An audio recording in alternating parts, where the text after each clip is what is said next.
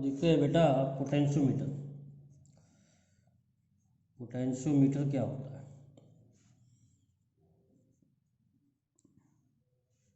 It is a device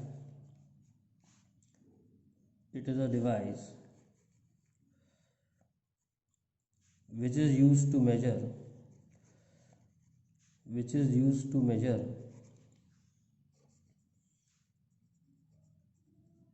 EMF of a cell। ये एक ऐसा डिवाइस है जिससे हम EMF नापते हैं सेल का। अब EMF होता क्या है और पोटेंशियोमीटर की आवश्यकता क्यों पड़ रही है? जैसे ये सेल है, तो जब सेल बनता है, इलेक्ट्रोड्स को इलेक्ट्रोलाइट में डालते हैं तो उस पर कुछ वोल्टेज आ जाते हैं। तो व्हाट इज एक्चुअली EMF? पहले तो हम जानते हैं EMF होता ही क्या है। Potential difference across terminals of a cell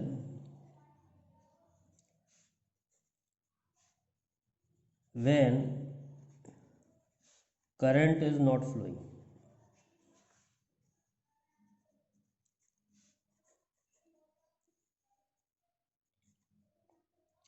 इन दोनों इलेक्ट्रोड्स के बीच में जो पोटेंशियल डिफरेंस है उसको हम कहते हैं EMF। लेकिन एक शर्त है कि करंट फ्लो नहीं करना चाहिए सेल में। सपोज मैं यहाँ वोल्ट मीटर लगाऊँ, तो क्या वोल्ट मीटर EMF नापेगा? Volt meter does not measure EMF। Volt meter does not measure EMF। Volt meter जो है EMF नहीं नाप सकता। क्यों? Because when voltmeter is connected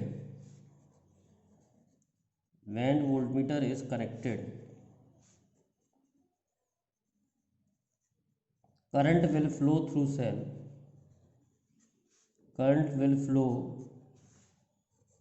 cell hence it will measure terminal voltage।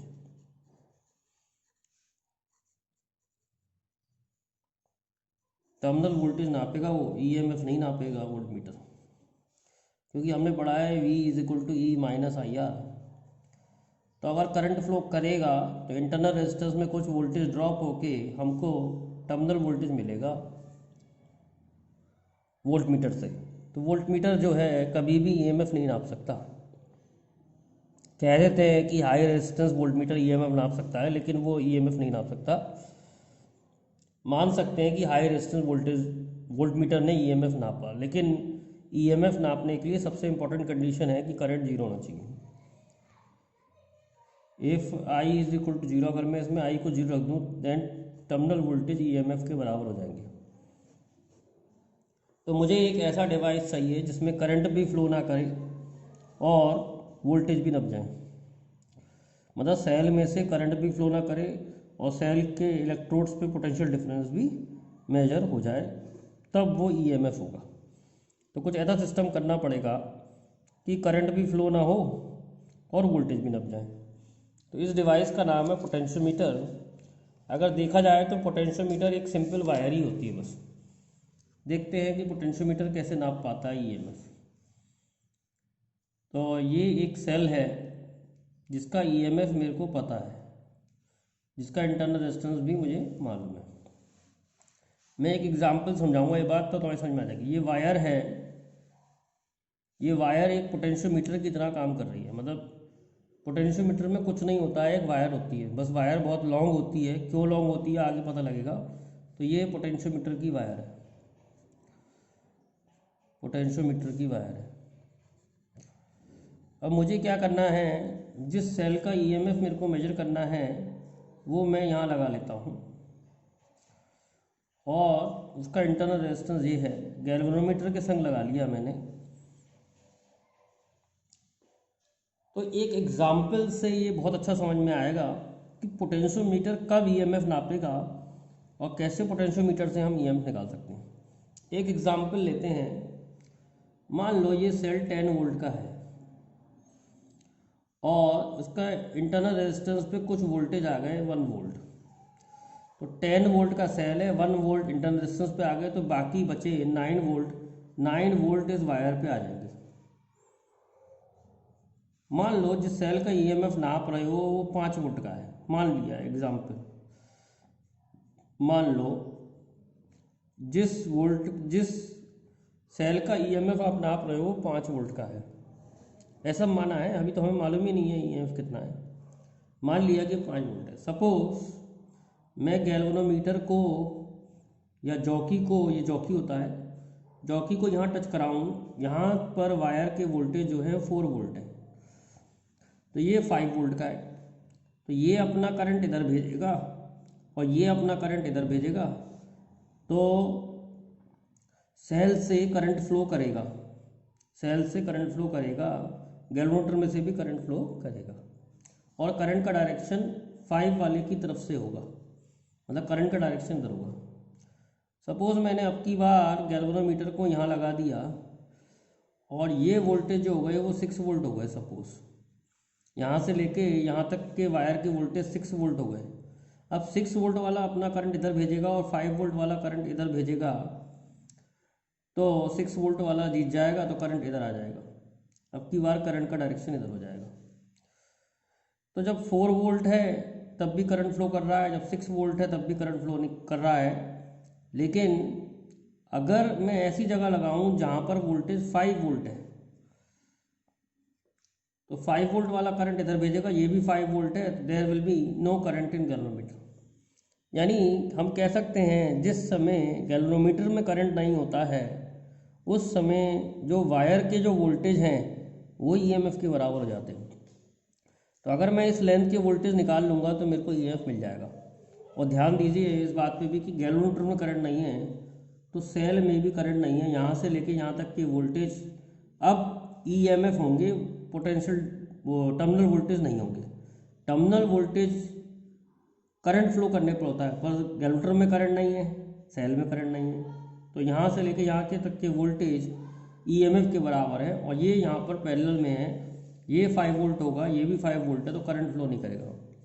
तो हम कह सकते हैं जिस समय गैल्वेनोमीटर में करंट फ्लो नहीं करता है उस समय जो वायर के वोल्टेज हैं वो ईएमएफ के बराबर होते हैं। अगर हम किसी तरीके से इस वायर के वोल्टेज निकाल लें तो हम ईएमएफ निकाल सकते हैं।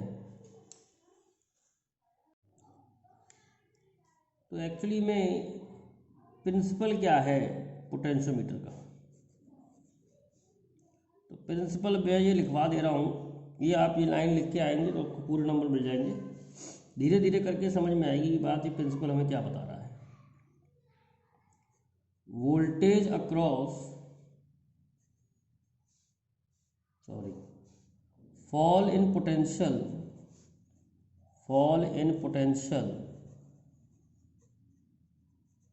across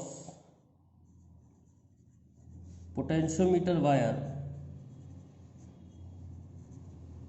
fall in potential across potentiometer wire is directly proportional to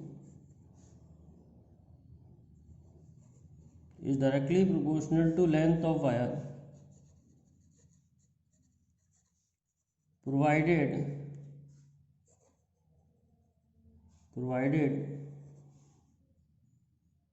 current through potentiometer wire is constant।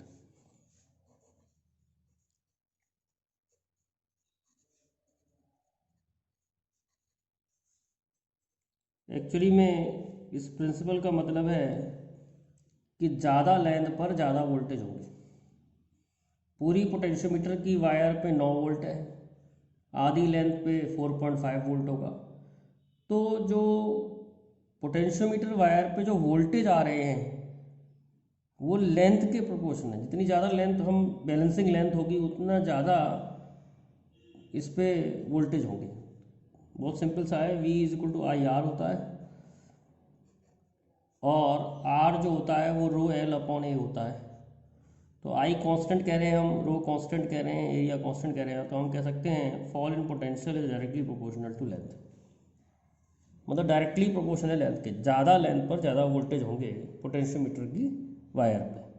तो इस प्रिंसिपल का हम आगे यूज़ करेंगे to find EMF of a cell using potentiometer. अब देखते हैं बेटा, to measure EMF of a cell using potentiometer।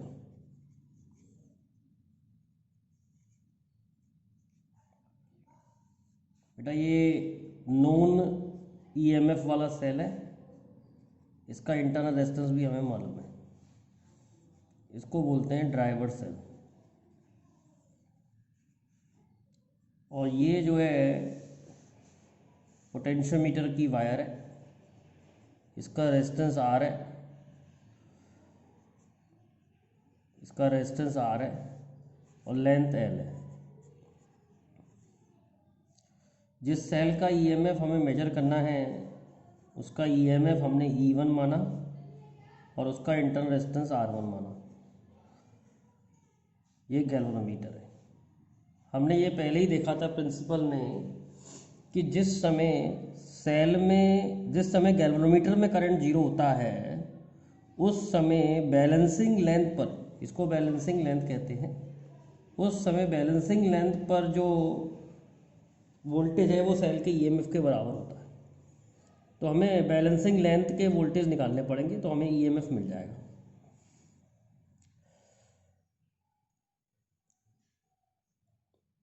तो इसकी वर्किंग क्या है? jockey is moved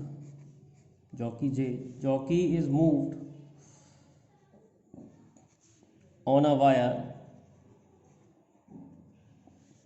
and a point is determined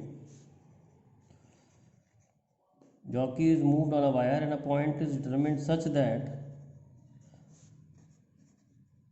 there is no current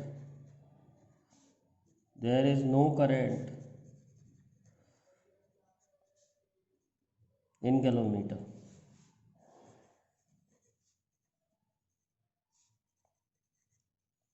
Let balancing length be L. Let balancing length be L1. We know that voltage across balancing length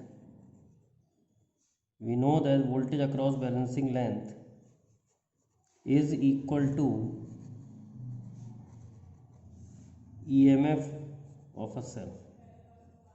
तो हमें balancing length पे voltage निकालना है, बहुत simple है निकालना। सबसे पहले आप ऊपर वाले सर्किट में करंट निकाल लो। तो वोल्टेज है E, इसका रेजिस्टेंस R है, इसका रेजिस्टेंस स्मॉल r है, तो टोटल रेजिस्टेंस हो गया R प्लस R। तो ये करंट आ गया ऊपर वाले सर्किट में, इसको मेन सर्किट भी कहते हैं, तो मेन सर्किट में करंट निकाल लो। और ये ऑक्सिलरी सर्किट होती है, ऑक्सिलरी सर्किट में कोई करंट नहीं होता है बैलेंस स्टेट में, ऑक्सिलरी सर्किट। तो सबसे पहले आप ऊपर वाले सर्किट में करंट निकालो, फिर आप वोल्टेज ऑन वायर निकालो। वोल्टेज ऑन वायर, ध्यान रखें, वोल्टेज ऑन वायर निकालने के लिए आपको वायर के रेजिस्टेंस से करंट को मल्टीप्लाई करना पड़ेगा। हमें सारा रेजिस्टेंस नहीं लेना होता है, केवल वायर का रेजिस्टेंस लेते हैं। तो V आ गया हमारा E upon R plus R into R, ये V आ गया। अब हमने प्रिंसिपल में पढ़ा था कि जो वोल्टेज है वो डायरेक्टली प्रोपोर्शनल टू लेंथ है। अब इस प्रिंसिपल का यूज़ करते हैं। तो ये वोल्टेज ऑन वायर है, तो L लेंथ पे बेटा V वोल्ट है, तो 1 लेंथ पे V/L वोल्ट होगा और L1 लेंथ पर V/L इंटू L1 वोल्टेज होगा। जो L1 लेंथ के वोल्टेज है वही EMF है। तो EMF को हमने L1 लेंथ के वोल्टेज के बराबर रख दिया। ध्यान रखें V/L को हम यहाँ पर K बोल रहे हैं, K को बोला जाता है पोटेंशियल ग्रेडियंट। जब भी वर्ड फिजिक्स में ग्रेडियंट आता है वी डिवाइड बाई लेंथ, याद रखना इस बात को। तो E1 is equal to KL1, ये फॉर्मूला लगाएंगे हम, पर मेथड ये लगेगा किसी भी न्यूमेरिकल को सॉल्व करने के लिए। मेथड क्या है, बड़ा सिंपल सा मेथड है। सबसे पहले आपको ऊपर वाले सर्किट में करंट निकालना होता है, फिर वायर के वोल्टेज निकालने होते हैं। वायर के वोल्टेज को लेंथ से डिवाइड कर दोगे तो K मिल जाता है, और E1 is equal to KL1। To compare EMF of two cell using potentiometer। Potentiometer की सहायता से हम सेल का EMF भी निकाल सकते हैं। मान लो ये सेल का EMF है E, ये R इंटरनल रेजिस्टेंस है, और जिस सेल का EMF कंपेयर करना है उन दोनों को यहाँ लगा देंगे।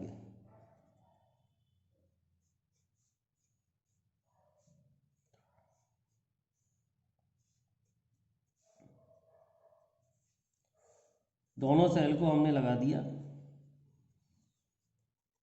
अब क्या करेंगे, पहले की K1 इंसर्ट करेंगे। फर्स्ट की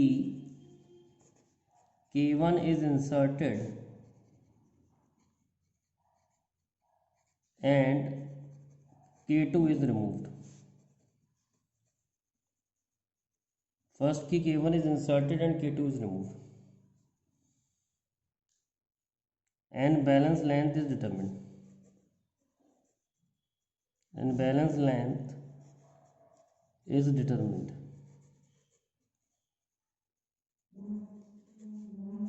Let it be L1। तो बेटा K1 इंसर्टेड है, K2 रिमूव है, तो बेटा ऊपर वाला ही सेल काम करेगा। तो हमने जो बैलेंस लेंथ निकाली है वो E1 के लिए निकाली है, तो E1 is equal to KL1। Now की K2 is inserted and K1 is removed, and balance length is determined, and balance length is determined। Let it be L2। तो अब जो बैलेंस लेंथ है वो सेल E2 के लिए काम करेगी। ये सेल E2 है, E2 वाला सेल काम करने लग गया, तो हम कहेंगे E2 is equal to KL2। Divide कर दें दोनों फॉर्मूलों को, तो E1 upon E2 is equal to L1 upon L2। तो इससे हम दो सेल का EMF कंपेयर कर सकते हैं। अब देखते हैं, to find internal resistance of a cell, internal resistance of a cell using potentiometer। तो पहले तो जो सर्किट पहले जैसा लगाया था वैसे ही लगाना है। ये सेल E है, इसका इंटरनल रेजिस्टेंस R है, ये नोन सेल है,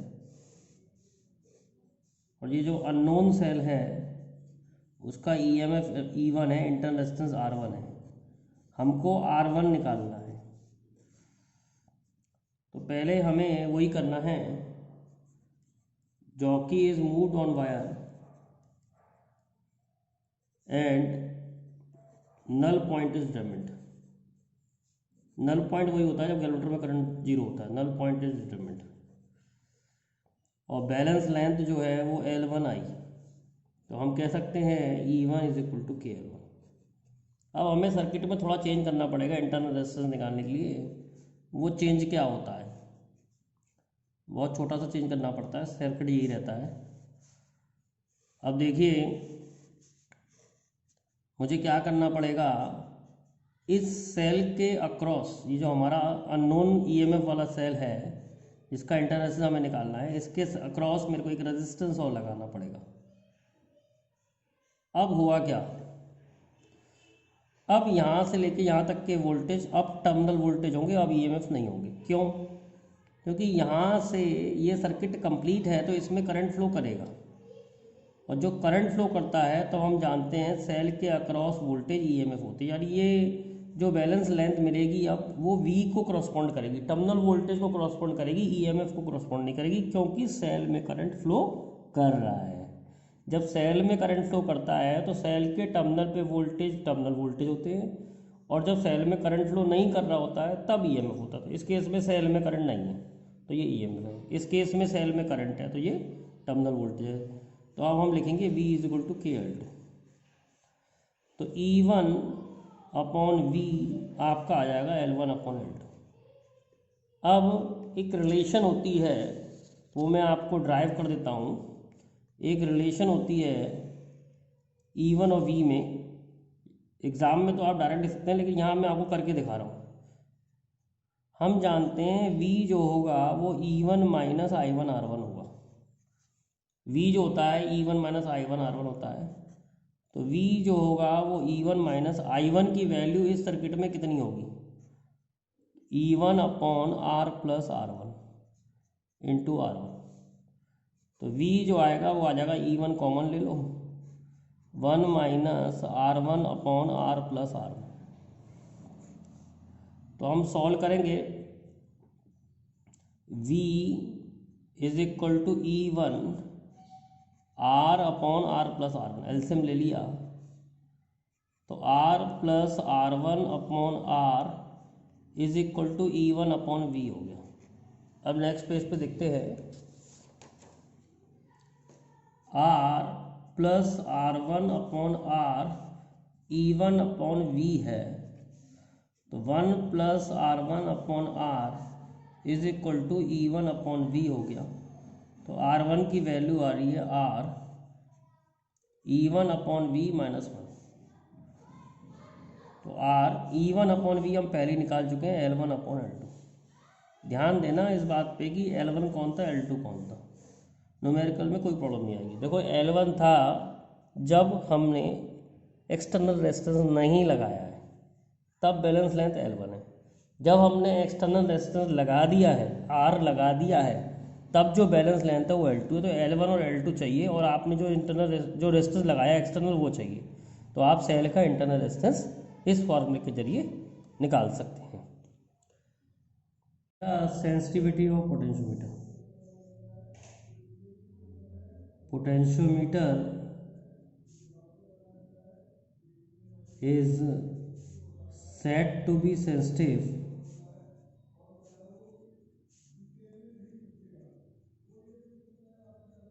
when it measure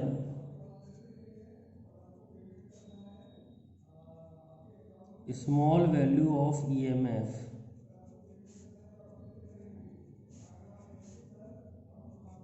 accurately। अब हम जानते हैं E1 is equal to KL1 होता है। अब हमें छोटा EMF नापना है, तो E1 इज स्मॉल, तो हम चाहेंगे L1 शुड बी लार्ज।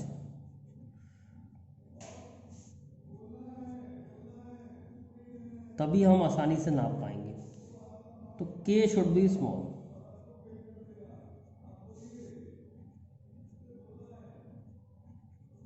तो हम कह सकते हैं पोटेंशियोमीटर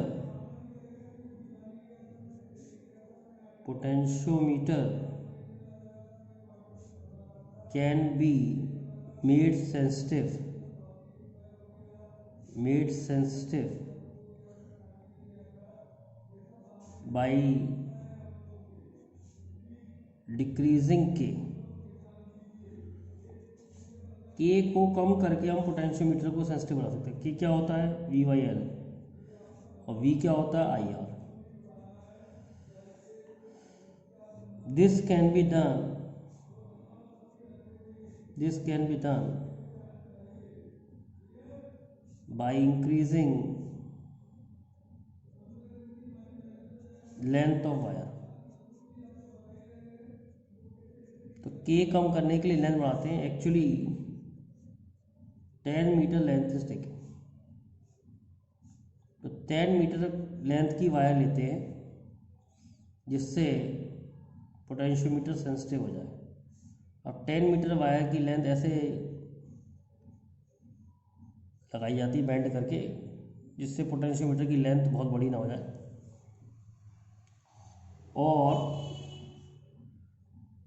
बाय डिक्रीजिंग आई, दूसरा तरीका ये है कि आई को कम कर देते हैं। This is done by putting resistance in series with potentiometer wire। तो दो तरीके हैं पोटेंशियोमीटर की सेंसिटिव बढ़ाने के। या तो आप लेंथ बढ़ा दें पोटेंशियोमीटर वायर की, या फिर आप उसके संग सीरीज में रेजिस्टेंस लगा दें पोटेंशियोमीटर वायर के। दोनों ही तरीके से सेंसिटिविटी बढ़ जाती है।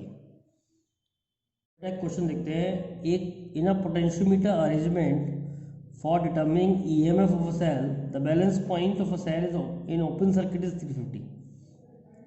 मतलब पहले जो बैलेंस पॉइंट मिल रहा है वो मिल रहा है 350 जब ओपन सर्किट में है। लेकिन जब हमने रेजिस्टेंस लगा दिया, when a resistance of 9 ohm is used in external circuit of a cell, the balance point shifts to 300 centimetre.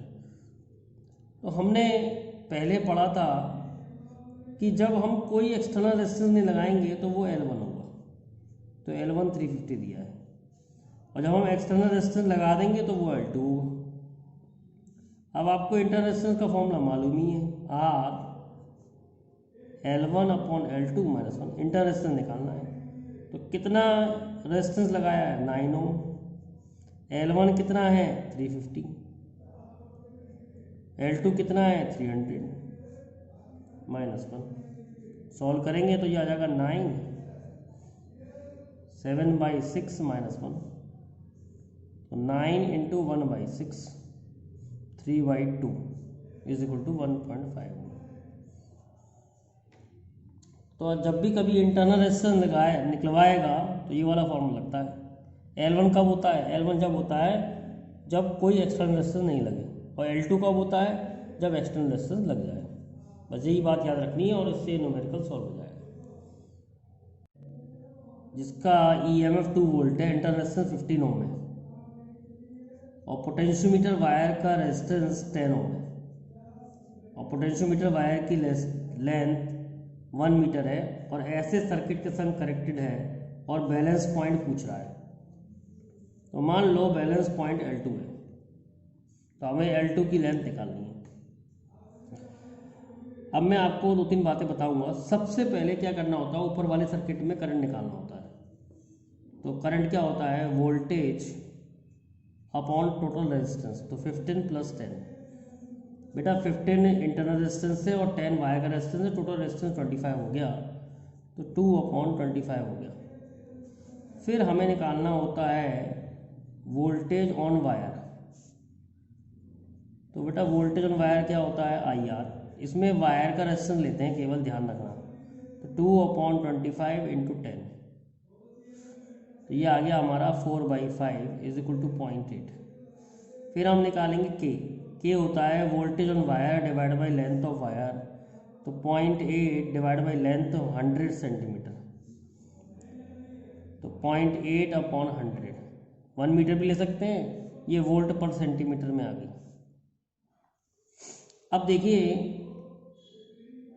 Potentiometer ने इस वोल्टेज को बैलेंस किया है। देखो ध्यान रखो, जब एक्सटर्नल रेजिस्टेंस लगा होता है तो टर्मिनल वोल्टेज को बैलेंस करता है, EMF को बैलेंस नहीं करता है। तो जो V है उसको बैलेंस किया है इसने, तो V is equal to KL2। अगर हमें V पता लग जाए, K हमें मालूम है, तो हम L2 निकाल लेंगे। V क्या है? V होता है E minus IR, E1 minus I1 R1, ऐसे लिखते थे हम पहले। तो E1 क्या होगा? E1 है 1.5, I1 है 1.5 अपॉन 1.2 प्लस 0.3 टोटल रेजिस्टेंस, और R1 कितना है 1.2, तो V हो गया 1.5 minus 1.2 is equal to 0.3 volt. तो हमने 0.3 वोल्ट को बैलेंस किया है, तो V is equal to KL2, तो V is 0.3, K is 0.8 upon 100, तो L2 हम निकाल लेंगे। तो L2 की वैल्यू आ रही है बेटा 3/8 इंटू 100। सॉल्व करेंगे तो ये वैल्यू हमें मिलेगी 3 into 12.5, that is equal to